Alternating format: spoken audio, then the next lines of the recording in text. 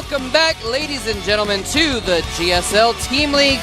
I am Molchap. With me here is Wolf, and we have an excellent match set up for you guys today. It's going to be none other than ZeNEX versus Hosa. And man, this is going to be great. How are you doing, Wolf? I'm doing great, man. This is going to be a pretty awesome matchup.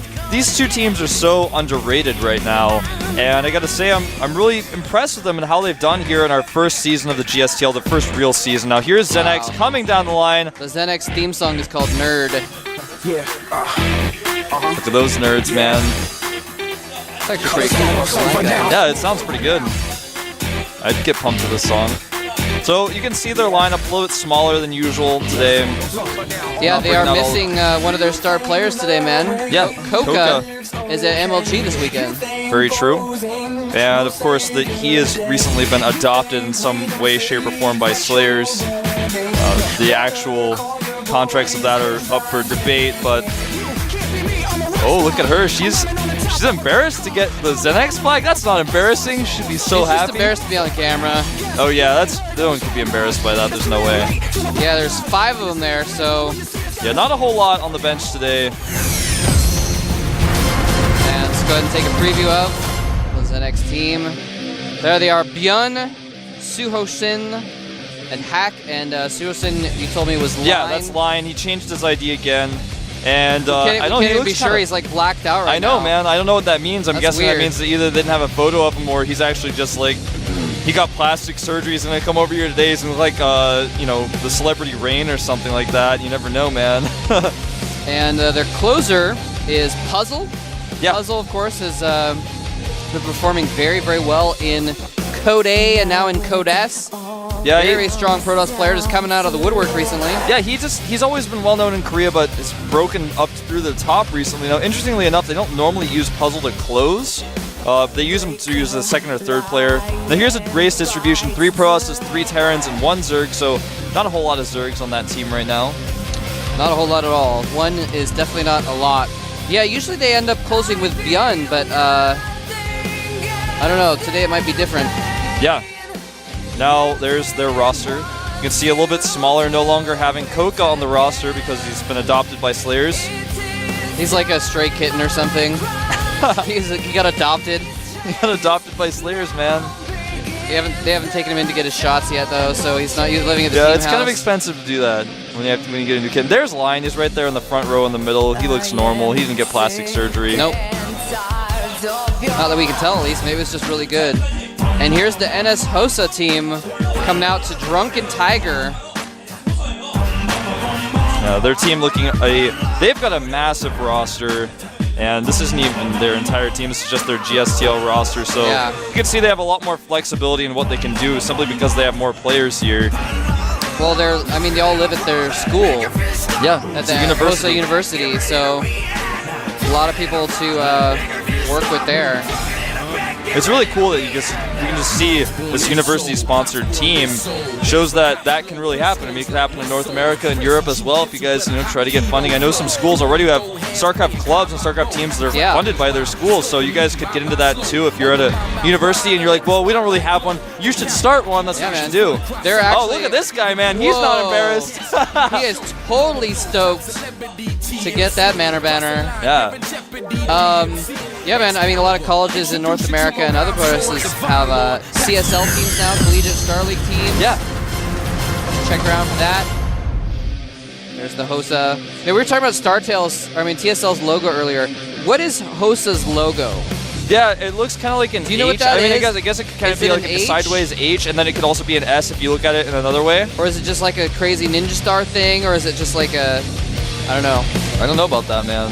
Well, as you can see, look at that. The 3 key players are Prosses. We've got Tassadar, Vanvant, and Sage. And then the closer being Jakshi, who's done extremely well. He kind of came out of nowhere. Nobody really knew who that guy was. But he's been stomping people left and right. Yeah, he did pretty well in Code A. Ended up getting shut down eventually. And there is the Hosa team, as you can see.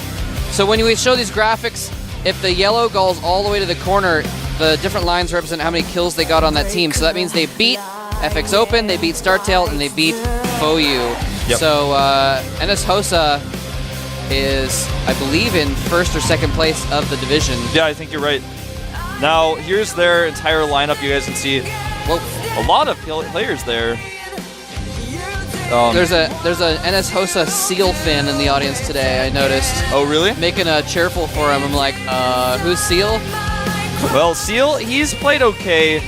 Sculp as well kind of popped out here and there. He's a pretty strong Terran player. Yeah, a few of these guys we've seen a little bit of, but not much. Yeah, exactly. Not much. And here's our SC Toucan man, giving them the rules and regulations, making sure they're being respectful to each other.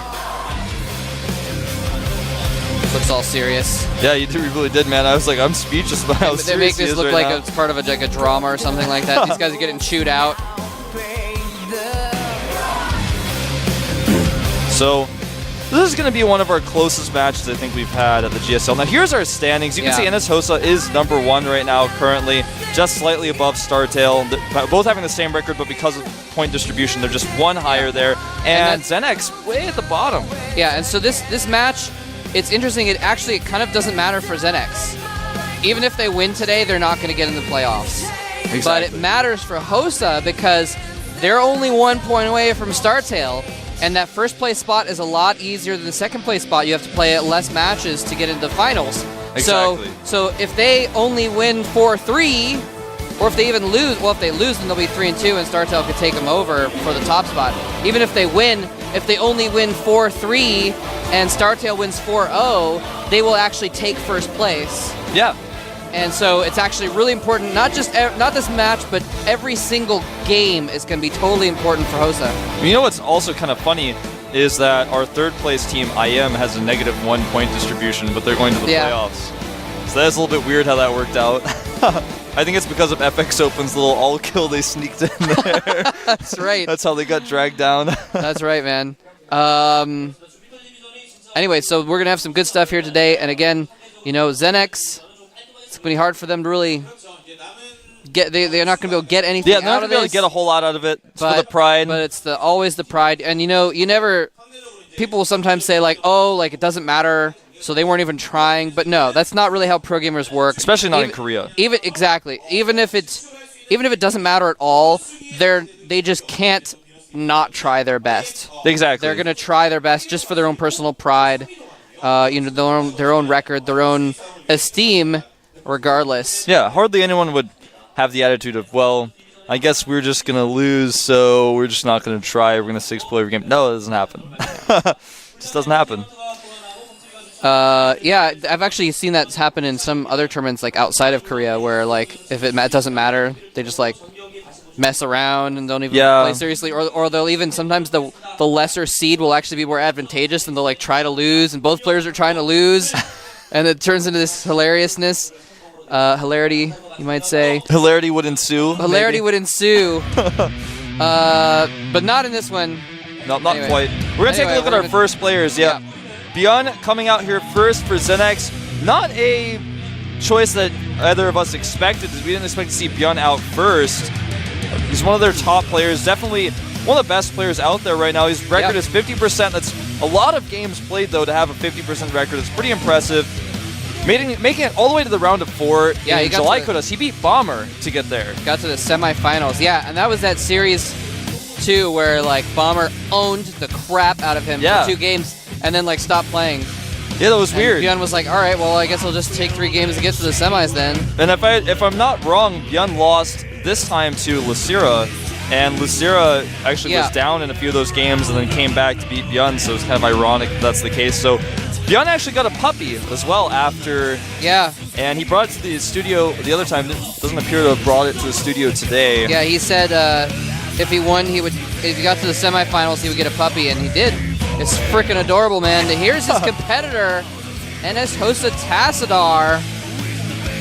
Code A runner-up last season. Yeah, he got knocked out of Code A actually in the round of 16 after being runner-up by IM Yoda. So he's still not in Code S. Doesn't even have the chance to go to the up and downs either. Very unfortunate position to be in for him, but he's definitely a top-notch player.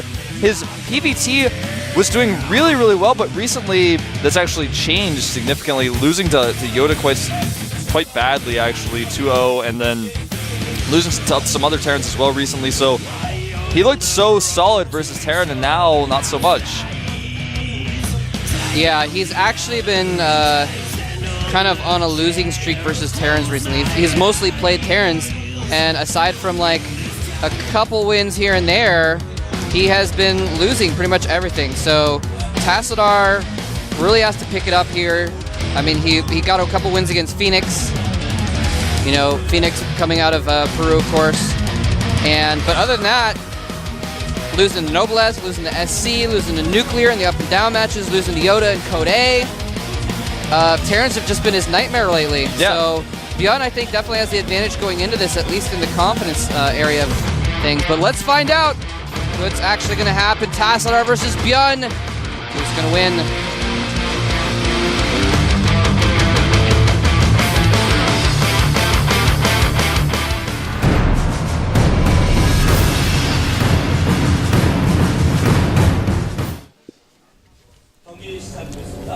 And here is our Terran player at the right side of the map. He is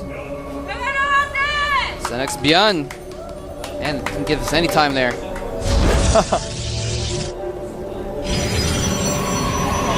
And, oh, that must be his dog.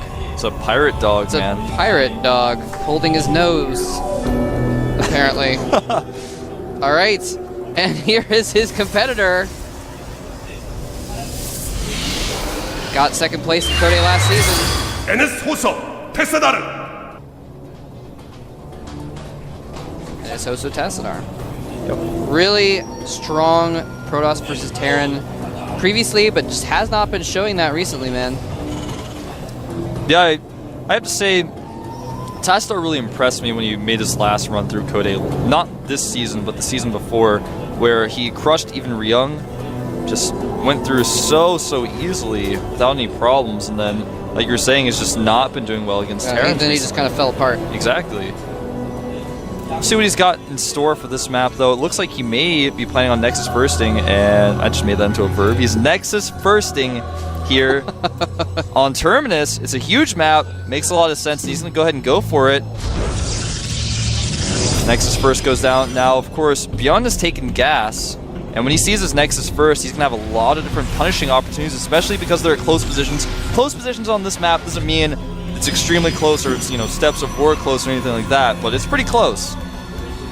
Yeah, and he took that gas after his barracks, so it's not going to be like quick back or anything like that, but it does mean that he is going to be able to get an add-on on his barracks after just one Marine if he wants to, and there goes the Tech Lab.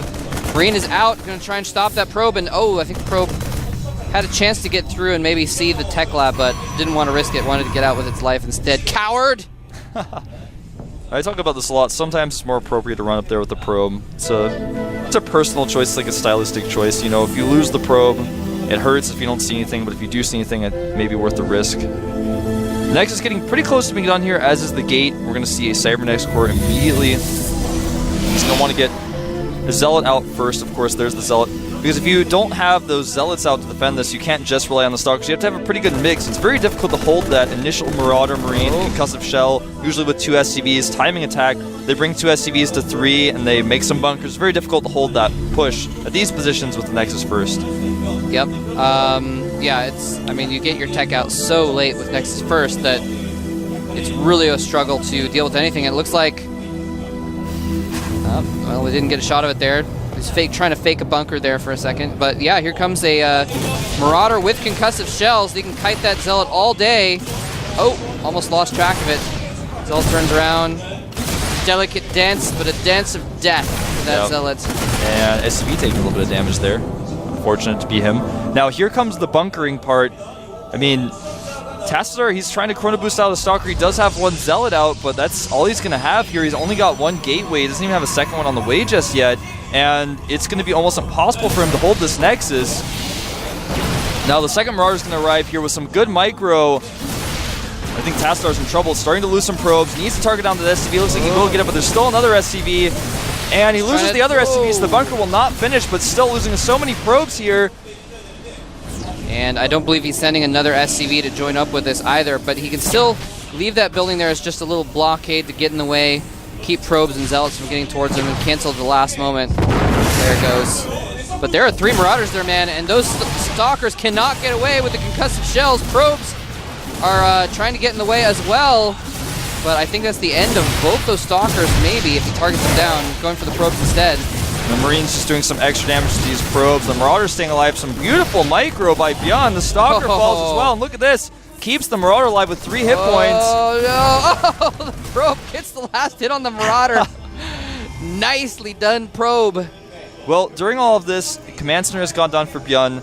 It's just starting. He was gone up to 2 barracks. He's added a factory, adding his second gas. But, you know, even though that many probes are killed, since he had 2 Nexi, he had double Chrono Boost. He was able to keep the probe count pretty even, 25 SCVs to 25 probes right now. So, pretty even in that regard. But the problem is that factory is going up. He's got a pretty much free Command Center at this point. And a little bit, Tassadar is behind. Yeah. Now, actually, something interesting I was just noticing. Hold that thought. Is he moving in? Moving in a little bit. But real quick, Bjorn actually has really good Terran versus Protoss as well, but he's actually on a little bit of a losing streak as well, I just noticed. So, Tassadar being on a losing streak might not necessarily mean too much in this particular match because Bjorn has lost the 4 or 5 Protoss games he's had in the last month or 2. This is true.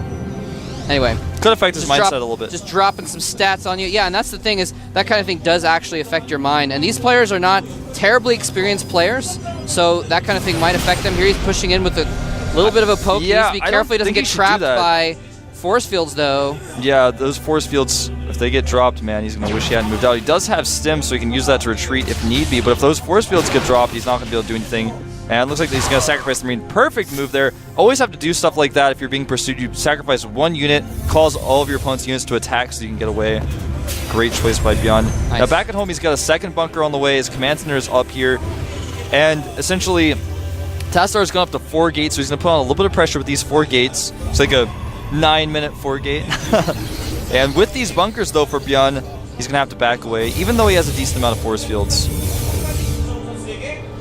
Looks like he really wants to commit here, adding a pylon. And, you know, with 3 bunkers up that are well split, and if he's prepared, bringing SCVs to repair that, I don't think this is going to work. Yeah.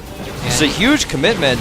Yeah, Bjorn saw this coming, decided to put down a couple extra bunkers early, and so I don't think he's going to have any trouble dealing with this.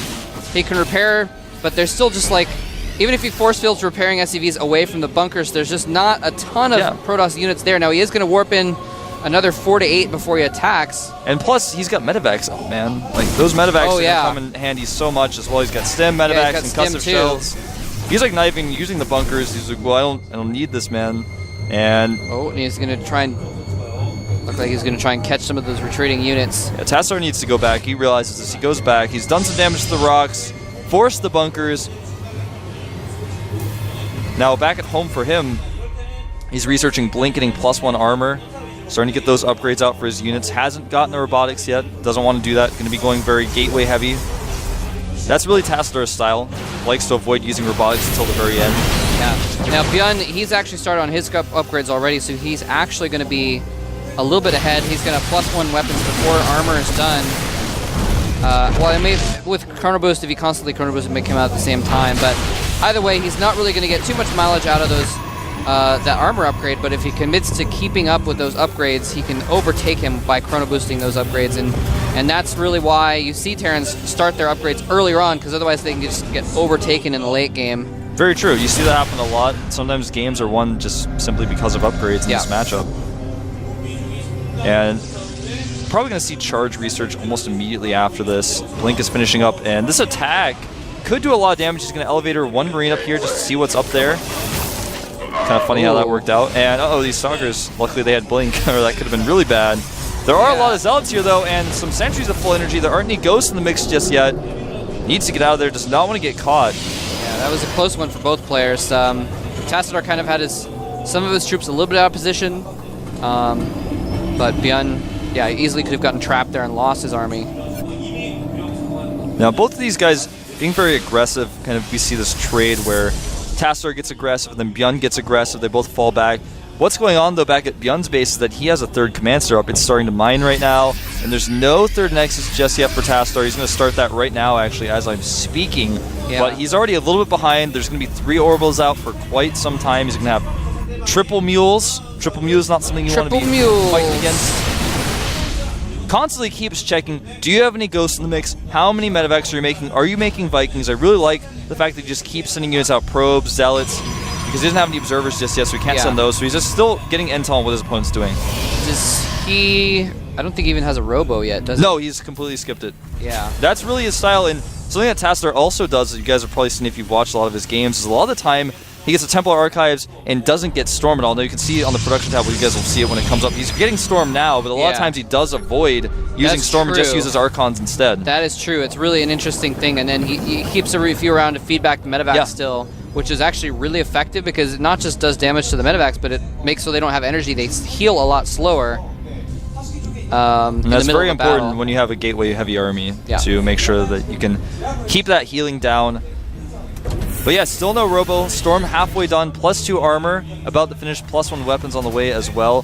Whereas Beyond is just has +1. He's about to have 1-1, but his opponent's going to be 2-1, of course. So like you were saying, double forge, chrono boost, you get so outmatched by those Protoss upgrades very quickly. Yeah, he got the second forge there. I think he's going to have 1 weapons, 2 armor. Yeah.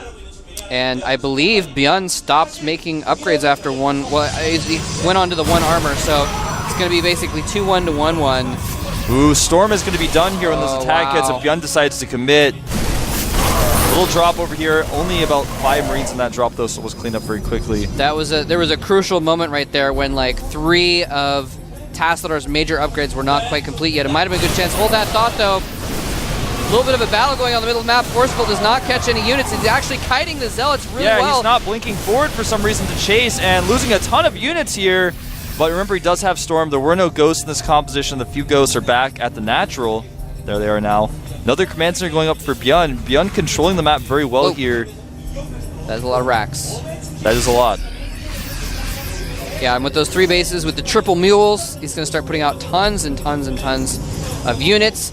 Beyond really starting to get ahead in the supply. He's 20 or so supply ahead right now and has a little bit better production as well, so he's going to be really pumping it out. Now, interestingly, Beyond has 6 ghosts already. He's got 3 more on the way, so he's about to have 9 ghosts. That's a lot of ghosts, and against a very gateway-heavy army, that's exactly what you want to have, honestly. And we got to be careful here in the middle of the map. Some Marines wanting to take control of that watchtower. Oh no, the ghosts EMPing a lot of those units, but not hitting the crucial Templar. Right. And even though he did hit the sentries, he only hit them once, so they still have 2 force fields each. And he's going to wait for these units to come up here. Can use these Templar, but the Templar are so bunched up in 2 different groups. Oh, but he does get an EMP off. Double EMP, no more Templar at all. Actually, there's more back in the army there. He can still plant down some Storms. EMP on all the units, but not on the Templar. Oh, the Storm's going to change it. Storm on the whole army is forced pullback, but it kills all the ghosts. So there's not going to be any more EMPs at all, but Beyond may just have too many units. I think he will here because the Templar, just too many of them got EMP'd. He didn't have the Storms he needed. The Stalkers are blinking up, but I don't think that's going to matter here. Beyond having almost double the supply now is going to be able to crush through this natural quite easily. He's probably going to destroy the rocks and do it a more safer approach. None of those Templar are having enough energy for Storm because there's no such thing as a Kyadrian Amulet anymore. And look at that, EMP is all the Templar anyways. This game is going to end here pretty soon. Beyond going to put his team forward 1-0 here. GG. GG. Nicely played by Beyond. Really, you know, he just played so safely. He would poke, but he'd never poke too far. Right. He'd never get caught. And, you know, he'd never get caught with, you know, getting stormed or anything like that. He'd always make sure he was keeping an eye on the army and EMPing the Templar every single time. So, very crisp play. I can't say the same about Tassadar, though. He poked a little bit too much, lost units here and there. He had both of his Templar groups clumped up so much that it was like impossible to not hit all of them with an EMP. Then he didn't storm and he didn't use any of his feedbacks. There was a time where there were like 8 ghosts literally right in front of his Templar. He could have feedbacked all of those ghosts, but just didn't. Yeah. Then hesitated, lost all of the energy on his Templar. He only had enough for 1 storm. He got the storm off and it like killed some ghosts, but you needed it to kill the army, man. Yeah. Yeah, I mean, it really came down to the whole EMP, feedback, storm, micro battle, because if there'd been a few more storms in any of those battles, that would have been completely different. Gunn made a ton of ghosts. Once he kept checking. Did you make any Robotech? no? Okay, well, I'm just going to keep making ghosts. That's Yeah. kind of what he kept poking into. All right, well, I'm literally going to make 9 ghosts, and Yeah. I'm going to have so many EMPs that I'm just going to be able to keep doing it. That was the only mistake that Björn made, was he did let all of his ghosts get stormed right before, kind of in the middle of that last battle, but it didn't really matter at that point. Who is Hosa going to send out next, though? We're going to find out. Hopefully we can recognize him. Actually, not 100% I don't know. sure that I don't is. know the NS Hosa team that well just yet, so hopefully we'll find out. Oh, here. it's Seal. Seal. Okay. So the Seal fan in the audience is going to get his wish.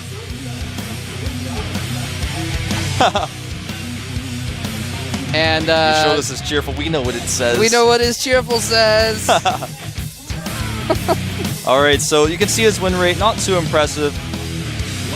1 win, 1 loss in GSTL. But he hasn't appeared that much, so Yeah. he's a newer guy. He's not sure which way to put his headset on. Now he knows. Hey, you know, when you haven't been in that booth too many times, it takes a little bit to figure that kind of thing out. Yeah, man. I mean, even I back at the house, sometimes I don't know which way I'm about to put my Razor headset on. I have to look for the L. I'm like, well, which one's which? I do that. I don't. For some reason, it's like a weird thing for me that I don't want to ever put my right earbud in my left ear. So Yeah. I always like check the L and R before. Gotta check, man. I know you guys know what we're talking about. You check the LNR. You're like, well, I'm not really sure the earbuds or headphones, whatever it is. Some of you guys out there, you're like us. You check before you put them in. You're like, I think this is the right way, but then you check anyways. Then you're like, oh, okay. Then you put it on. But sometimes you're like, I'm doesn't glad I actually- checked, and then you switch it, and then you put it on. It doesn't actually matter, but yeah, I always check anyway for some reason. Because some of you guys out there, you put it on, you're like, this doesn't feel right, and then you look and you're like, I Doesn't wish feel I right. checked. These are actually reversible. I can switch it and then switch Yeah. the thing around. Like it These goes are all the way back like reversible. this. I almost did that too, but I was like, wait, if we both have our microphones in the back of our head, we can't talk. That wouldn't work too well for broadcasting. Yeah, but these actually do. I think they have like an LNR on them. I don't know, man. Do they? I'm like, what if I'm wrong right now? I want to We'll- check. we'll I check never at the check break. this one because we always have them facing the inside, so that's how I Yeah. know. That's right. Oh man, what if I'm wearing it backwards, Moltrap? You're not. You're wearing it right. Anyway, So Seal's gonna come out here. Seal's gonna come out. We're gonna take a look at some interviews really quick though. 네, 저희가 이제 이번에 마지막 경기를 앞두게 되었는데요. 솔직히 지금까지 경기 결과들이 되게 좀 아쉽게 다 졌기 때문에 좀 선수들도 그렇고 저희도 이제 모두 매우 이번 리그에 대해서 이제 아쉽게 되는데 마지막 경기이니만큼 저희가 약하지 않다는 걸 보여주기 위해 최선을 다하겠습니다. 현우 같은 경우는 보통 이제 부스에서 세팅하는 걸 되게 좋아해요. 그래서 이제 자기가 다음 이제 승강전도 있고 그 이제 세팅을 맞추기 위해서 이제 본인 자차에 이제 선봉 나가게 되었습니다. 네, NS 호서가 지금 이제 1위로 달리고 있는데 저희 팀은 지금 4위가 돼서 이제 떨어지게 되었어요. 이제 그런 점이 저희 팀은 약간 부담감은 좀 없긴 해요. 이제 호서는 1위를 지켜야 되고 그렇기 때문에 저희는 이제 호서의 1위를 막기 위해 최선을 다하겠습니다.